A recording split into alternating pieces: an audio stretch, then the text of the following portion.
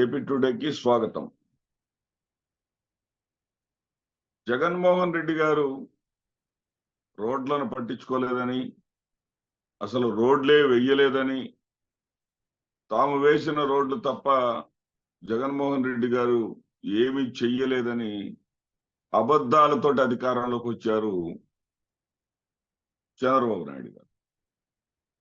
తాము అధికారంలోకి వచ్చిన వెంటనే రోడ్ల మీద దృష్టి పెడతానని, రోడ్లు వేసేస్తానని, సంపద సృష్టిస్తానని, జగన్మోహన్ రెడ్డి గారి లాగా బటన్ నొక్కటమైతే మూలనున్న ముసలమైన బటన్ నొక్కిద్దని, సంపద సృష్టించాలని, సంపద సృష్టించే తెలివితేటలు తనకు మాత్రమే ఉన్నాయని, జగన్మోహన్ రెడ్డికి చేత కాదని, మరి తాను సంపద సృష్టించి అటు అభివృద్ధిని ఇటు సంక్షేమాన్ని కొనసాగిస్తానని చెప్పి జగన్మోహన్ రెడ్డి గారు ఇస్తున్నటువంటి 60,000 కోట్ల రూపాయల సంక్షేమ పథకాలకు మించి రెట్టింపుగా సుమారుగా 1,20,000 కోట్ల రూపాయలు, ఇది నేను చెప్పే మాట కదా, మింట్ అనేటటువంటి పత్రిక చంద్రబాబు నాయుడు గారు ప్రకటించినటువంటి ఎన్నికల వాగ్దానాలకు అయ్యేటటువంటి సాలుసరి ఖర్చును ప్రకటించింది. మరి 1,20,000 కోట్ల రూపాయలు అంటే రెట్టింపు జగన్మోహన్ రెడ్డి గారికి మించి సంక్షేమం ఇస్తూనే అభివృద్ధి కొనసాగిస్తాను అని చెప్పారు. ఆ చెప్పినటువంటి వ్యక్తి ఈ రోజున పీపీపీలను ఉన్నాయి. పీపీపీ అంటే public private partnership. Public private partnership తోటి పరిశ్రమలు కావచ్చు, అభివృద్ధి కార్యక్రమాలు కావచ్చు చేసేటటువంటి దాన్ని పీపీపీ అంటారు. ఈ పీపీపీలకు ఇంకొక పీని యాడ్ చేశారు చంద్రబాబు నాయుడు గారు. నీతి ఆయోగ్ సమావేశంలో కూడా తానేదో ఇంట్రడక్షన్ చేస్తున్నట్టుగా మరి నరేంద్ర మోడీ గారికి కూడా సూచన చేశారు, 4వ పీని కూడా యాడ్ చేయండి అని. 4వ పీ అర్థం ఏంటంటే public private people's partnership. Public private people's partnership అంటే పబ్లిక్ ప్రైవేట్ పీపుల్స్, పబ్లిక్ లో ప్రజలు ఉన్నారు, మళ్ళీ పీపుల్స్ ఏంటి? దీని అర్థం ఏంటంటే 2 అర్థాలు అనమాట. ఇక్కడ పబ్లిక్ అవసరమైనటువంటి పనుల్ని పీపుల్స్ అంటే ప్రజల దగ్గర నుంచి వసూలు చేసి చేస్తాము. అంటే సంపద సృష్టించటం అంటే ప్రజలని పీల్చటమా, ప్రజలను పిండేయటమా? సంపద సృష్టి అంటే నా దృష్టిలో ఇండస్ట్రీస్ పెట్టడమో, చంద్రబాబు నాయుడు గారు పెట్టిన ఇండస్ట్రీ లేనే లేదు, ఒక కియా మోటార్స్ చెప్పుకుంటారు తప్ప. మరి సంపద సృష్టించడం అంటే ఉద్యోగాలను సృష్టించాలి, ఆర్గనైజేషన్స్ రావాలి, కొత్త పరిశ్రమలు రావాలి, జీడిపి పెరగాలి. సంపద సృష్టి అంటే, సంపద సృష్టి అంటే ప్రజల దగ్గర డబ్బులు వసూలు చేయటం ఏంటి? ఇక్కడ పీపీ ఈ 4 పీలంటే నాకేమి గుర్తొస్తుందంటే ప్రజలను పిండి పెత్తందారులకు పంచే ప్రాజెక్ట్ అనిపిస్తా ఉంది. ఎందుకంటున్నానంటే ఈ మాట, 27 రకాల రహదారులు ఈ రాష్ట్రంలో గుర్తించారట. 27 రకాల రహదారులకు పీపీ పద్ధతిలో రోడ్లు వేయబోతున్నారంట. ఈ పీపీ పద్ధతి ఏంటంటే దీనికి రాష్ట్ర ప్రభుత్వం చిల్లిగవ్వ కూడా ఖర్చు పెట్టదు. ఇప్పటి వరకు ఆంధ్రప్రదేశ్ రాష్ట్రంలో 8,000 కిలోమీటర్ల మేరకు జాతీయ రహదారులు ఉన్నాయి. ఈ జాతీయ రహదారులకు మనకి ఫాస్ట్ ట్రాక్ ద్వారా మనం కారులో రోడ్డు మీద బయలుదేరితే డబ్బులు కట్ అయిపోతా ఉన్నాయి. ఈ 8,000 కిలోమీటర్లు చాలదన్నట్టుగా రాష్ట్రానికి సంబంధించినటువంటి 12,000 కిలోమీటర్లకు కూడా టోల్ ట్యాక్స్ విధిస్తాడంట రోడ్లు నిర్మించి. ఇంకా జిల్లాలకు మధ్య అనుసంధానం చేసేటటువంటి రోడ్లు 32,000 కిలోమీటర్లకు విస్తరించి ఉన్నాయి. అంటే 8,000 కిలోమీటర్లకు రోడ్లు వేస్తే టోల్ ట్యాక్స్ వసూలు చేస్తేనే మనం కారు కానీ బయటకు తీసి బయటకు వెళ్ళొస్తే మళ్ళీ కూడా ఫాస్ట్ ట్రాక్ రీఛార్జ్ చేసుకోవాల్సినటువంటి పరిస్థితి మనకు వచ్చింది. అంటే ఫాస్ట్ ట్రాక్ కట్ అయిపోతాయి అనమాట. డబ్బులు మనకు తెలియకుండానే డబ్బులు కట్ అయిపోయే విధంగా ఈయన చేస్తా ఉన్నాడు. మరి అది సంపద సృష్టి ఎలా అవుతుంది చంద్రబాబు నాయుడు గారు?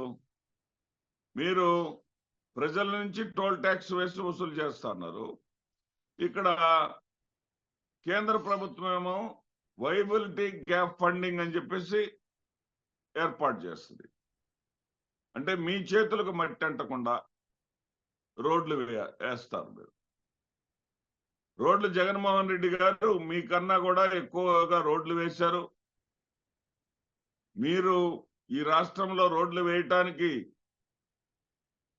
అవసరం ఉందని చెప్పేసి 28,000 కోట్ల రూపాయలు అవసరం అని చెప్పేసి ఎన్నికలకు ముందుగా జనవరి నెలలో మీరు తెచ్చినటువంటి జీవో ప్రకారం 1 కిలోమీటర్ కూడా మీరు రోడ్డు వేయకపోయినప్పటికీ కూడా జగన్మోహన్ రెడ్డి గారు దాదాపు 8,000 కిలోమీటర్లు ఈ రాష్ట్రంలో రోడ్లు వేశారు. కొన్ని గోదావరి జిల్లాల్లో, కృష్ణా జిల్లాల్లో కొన్ని ప్రాంతాల్లో రోడ్లు పెండింగ్ ఉన్నాయి తప్ప దాదాపు 85% రోడ్లను ఈ రాష్ట్రంలో జగన్మోహన్ రెడ్డి గారు పూర్తి చేశారు. జగన్మోహన్ రెడ్డి గారు పూర్తి చేసింది ఎలా చేశారు? ఏ విధంగా ఆయన చేశారు? ఆయన పూర్తి చేసినటువంటి విధానం ఏంటంటే రోడ్డు సెస్ అంటే వినియోగదారుడు ఒక 2 వీలర్ కావచ్చు లేదా కారు కావచ్చు, ఆయన నడుపుతున్నందుకు గాను పెట్రోల్ కావాలి, ఇంధనం కావాలి. పెట్రోల్ కొట్టించుకునేటటువంటి ప్రతి లీటర్ పెట్రోల్ మీద కూడా రోడ్డు సెస్ రూపంలో పన్ను వసూలు చేసావు చంద్రబాబు నాయుడు గారు. మరి ఆ డబ్బులు ఎక్కడికి పోయినాయి? ఆ డబ్బులతోనే జగన్మోహన్ రెడ్డి గారు రోడ్లు పోసింది. అదేవిధంగా లైఫ్ ట్యాక్స్ కట్టించుకుంటున్నావు. లైఫ్ ట్యాక్స్ అనేది ఆర్టీఏ యాక్ట్ ప్రకారం ఆర్టీఓస్ వసూలు చేస్తారు. వాహనం కొన్నప్పుడు లైఫ్ ట్యాక్స్ కట్టించుకుంటాం. లైఫ్ ట్యాక్స్ అనేది కేవలం వాహనాలకు మాత్రమే ఎందుకుంది? లైఫ్ ట్యాక్స్ మన ఇంట్లో ఉండేటటువంటి టీవీకో లేకపోతే మన ఇంట్లో ఏదో గృహోపకరణమైనటువంటి మరొక వస్తువుకో ఎందుకు లేదు? అది ప్రభుత్వం వేసినటువంటి రోడ్లతోటి, ప్రభుత్వ నిధులతోటి వేసినటువంటి రోడ్ల మీద వాడుకుంటున్నాం కాబట్టి ఆ వాహనం ఇంతకాలం దాని జీవితకాలం ఉంటుంది కాబట్టి ఆ జీవితకాలం అంతా నువ్వు రోడ్డు మీద తిరుగుతావు కాబట్టి ట్యాక్స్ కట్టాలి అని చెప్పేసి మా దగ్గర ట్యాక్స్ వసూలు చేస్తున్నాం. ఆ డబ్బులు ఆ ట్యాక్స్ వసూలు చేసేది ఎందుకు? రోడ్ల వేయటానికి, రోడ్ల రిపేర్ చేయటానికి. అదేవిధంగా పెట్రోల్ మీద రోడ్ సెస్ వసూలు చేసేది కూడా అందుకే. మరి ఆ డబ్బులు ఎట్టిపోతున్నాయి? ఆ డబ్బులు కాకుండా ఈ రోజున టోల్ ట్యాక్స్ వేసి, అంటే ప్రజలను పిండి పెత్తందారులకు పంచుతాను. పెత్తందారులు అనే మాట ఎందుకు వాడుతున్నానంటే నువ్వు టోల్ ట్యాక్స్ నిర్వహణ కానీ, ఈ రోడ్డు కాంట్రాక్టర్లు కానీ నువ్వెవరికి ఇస్తావో తెలియదేం కాదు. నువ్వే కాదు, ఎవరు అధికారంలో ఉన్నా వాళ్ళకు అనుకూలంగా ఉన్నటువంటి కాంట్రాక్టర్లకు ఇస్తారు.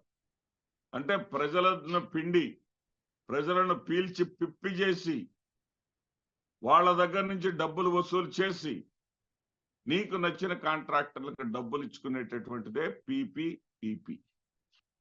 ఇది ఎక్కడ దుర్మార్గం చంద్రబాబు నాయుడు గారు? మీరు సంపద సృష్టించడం అంటే ప్రజలను పీల్చి పిప్పి చేయటమా?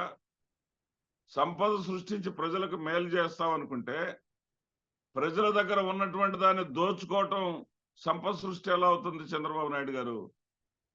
మీ యొక్క ఉపమానాలు అద్భుతంగా ఉంటాయి చంద్రబాబు నాయుడు. ప్రజలు ఎన్నిసార్లైనా మీ చేతుల్లో మోసపోతా ఉంటారు, కానీ ప్రజలకు సిగ్గుండాలి నిజంగా.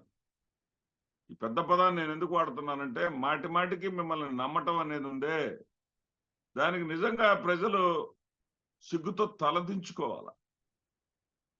ఆ మధ్య మీరు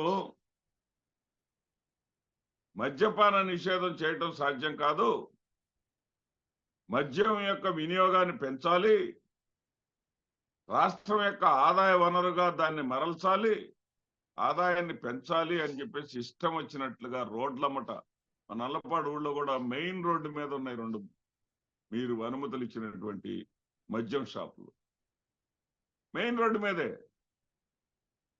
అలాంటిది వాళ్ళు ఒక కండిషన్ పెట్టారు. ఏమిటంటే కండిషన్, కేంద్ర ప్రభుత్వం వాళ్ళు పెట్టినటువంటి కండిషన్, జాతీయ రహదారులు అయితే 500 మీటర్ల దూరంగా ఉండాలి, అదేవిధంగా రాష్ట్ర రహదారులు అయితే 200 మీటర్ల దూరంగా ఈ యొక్క షాపులు ఉండాలి, కానీ మెయిన్ రోడ్డు మీద ఉండకూడదు అని పెట్టారు. అప్పుడు మీ హయాంలో ఎక్సైజ్ మంత్రిగా చేసినటువంటి మంత్రి జవహర్ గారు ఏమన్నారు, ఆయన ఇంకొక అడుగు కూడా ముందుకేశారనుకోండి, అది వేరే విషయం, వీరిని హెల్త్ డ్రింక్ అని చెప్పాడు. అట్లా పెట్టినప్పుడు, ఆ నిబంధన వాళ్ళు పెట్టినప్పుడు మీరేమన్నారు, అసలు ఏంటి జాతీయ రహదారులు లేవు, ఏ రహదారులు లేవు, ఇవన్నీ కూడా వీటన్నిటిని కూడా మనం స్థానికంగా ఉంటున్నాం కాబట్టి స్థానిక రహదారులు అంటే సరిపోతుంది, మన రాష్ట్రంలో ఉన్నాయి మన రహదారులు, వాటికి మన పేర్లు మనం పెట్టుకుందాం, స్థానిక రహదారులు అని చెప్పేసి అంటే సరిపోతుంది. ఏది 500 మీటర్ల దూరం, 200 మీటర్ల దూరం అనే నిబంధన తప్పించుకోవడానికి. మరి ఇప్పుడు స్టేట్ రోడ్స్ కూడా ట్యాక్స్ వేయటానికి ఇప్పుడు సిస్టమ్ మార్చేస్తారు. అవసరమైతే రాష్ట్ర రోడ్లను కూడా ఈ యొక్క ఏది జాతీయ రోడ్, నేషనల్ హైవేలుగా మార్చేస్తారంట. ఏమి న్యాయం చంద్రబాబు నాయుడు? అసలు మిమ్మల్ని నమ్ముతారు చూసారా, ఆ నమ్మేటటువంటి వాళ్ళు వాళ్ళ చెప్పుతోటి వాళ్ళని కొట్టుకోవాలయా. ప్రజల దగ్గర నుంచి ప్రజల్ని పీల్చి పిప్పి చేసి జగన్మోహన్ రెడ్డి గారు చెత్త పన్ను వేస్తే, ఏది ఇంటిని శుభ్రంగా ఉంచుకోండి, బజార్లను రోడ్లను శుభ్రంగా ఉంచుకోండి అని చెప్పేసి 60 రూపాయలు చెత్త పన్ను వేస్తే బాధుడే బాధుడు అంటూ, చెత్త ముఖ్యమంత్రి అంటూ ఇష్టం వచ్చినటువంటి ప్రేలాపనలు పేలినటువంటి మీరు ఈ రోజున ఖజానా ఖాళీగా ఉందని, సూపర్ 6 హామీలు అమలు చేసే స్థితిలో లేమని, ఇక మేము ప్రతి నెల 1వ తారీఖు పెన్షన్లు తప్ప మరేమీ ఇవ్వలేమని, మరి ఆ జీతాలు ఇవ్వటానికి కూడా, పెన్షన్లు జీతాలు ఇవ్వటానికి కూడా డబ్బులు ప్రజల దగ్గర నుంచి పీల్చి పిప్పి చేయాలని ఈ విధానాలేంటి చంద్రబాబు నాయుడు గారు? ఇవి సరే, జగన్మోహన్ రెడ్డి గారి పేరు గురించి అంత భయపడటం ఏంటండి? అన్నారు చాలా మంది భయపడతా ఉన్నారు, మళ్ళీ వస్తాడు జగన్మోహన్ రెడ్డి గారు అని. అదేవిధంగా మీకు కూడా భయం ఉందనేది మీ మాటల్లో అనేక సార్లు మీరే ప్రకటించుకున్నారు, మళ్ళీ జగన్మోహన్ రెడ్డి గారు వచ్చే అవకాశం ఉందనేటటువంటి మాటలు మీరే చెప్తున్నారు. ఎంత భయం మీకుంటే మీరు చేయని పనులను జగన్మోహన్ రెడ్డి గారు చేస్తే కూడా ఓర్చుకోలేకపోతే ఎట్లండి?